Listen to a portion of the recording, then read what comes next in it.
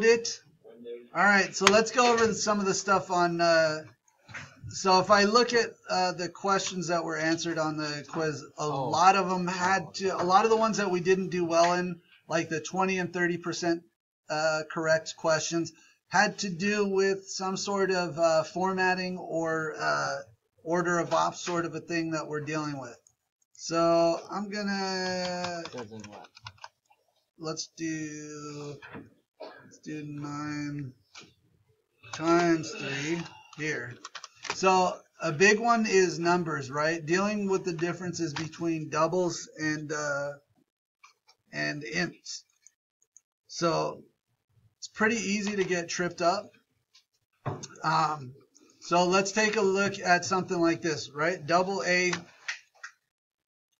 and no, I should have commented that one out too. What the heck? All right, so that, okay, so that one compiles, and we can say, actually, I could put this line back, and I can print A instead of B. Smart genius. Yeah, I mean, I have my moments. Let's see. So if I run that, it runs well, and it gives me like a big long decimal, right? Let's just to show you that again. There's a big long decimal there. It's because it's a double, and a big long decimal results from this guy right here. Yep. But if I change this to int, I think that one will actually get an error because there's a lossy conversion there, and that is created by this 6.0. If you divide something by a decimal, right, you're going to get a decimal result. If I just did this, it would go to a straight up int still. You guys with me so far? Yeah. Okay. That also works with math.pow. If I have int math. Let's try this. Math.pow. Sometimes I could have this will come up in some of them where you'll have like a 5 divided by 7 right here as your exponent. What's 5 divided by 7?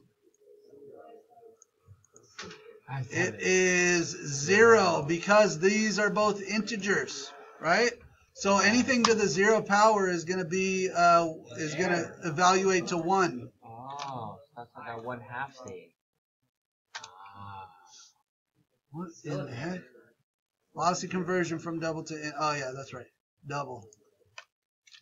So I got to make this a double. The return, guys, the return from math.pow is a double regardless. But you need to know that because we're dividing 2 ints here, even though it's going to return a double, it'll still evaluate to 0, and that way it'll be 1.0, right? And then and sometimes I'll even throw in an int here. I can cast. Don't forget about casting, especially in the free response questions, and I'll go over a couple of those with you. But I can have a 1 right there too by casting to int. Does that make sense? Yeah. Be careful on the order of ops. The other one that's tricky is this one here, and we'll print A this time, right? The other one that's super tricky is this. This is not that bad, right? So if I run this, 54. it's going to be 54, right? 9 times 3 is 27. 80. You get it. 80 minus the 27, and 7 divided by 6 is 1.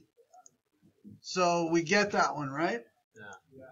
What if I threw in, instead of a multiplication here, I threw in modulus?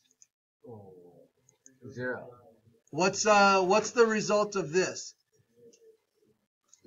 The result of that is 0, because remember that modulus returns the remainder of any division from left to right. So if we divide 9 by 3, it goes in 3 times, but the remainder is actually 0. So if I run this, 81, right? Because we're basically subtracting 0. So just to break it down, we're in int, so 7 divided by 6, right, is 1 plus 80, right?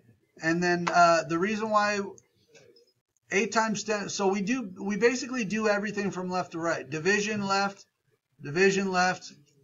modulus.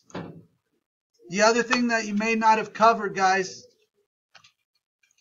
in the when you did the specifier chart, is that modulus in terms of order of ops is on the same level as multiplication and division. So left to right, multiplication, division, and modulus. Okay?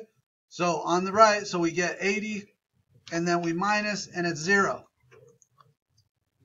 81. Evaluates to 81. You guys have questions on that one? No. Those are the big ones with order of ops. Just be careful. Anytime you're dividing two integers, you're just going to get the whole number results. It's like rounding down. It's the same thing as a floor division. Anytime that you divide two integers, it's basically floor division. You're going to make the division and just drop off everything past the decimal.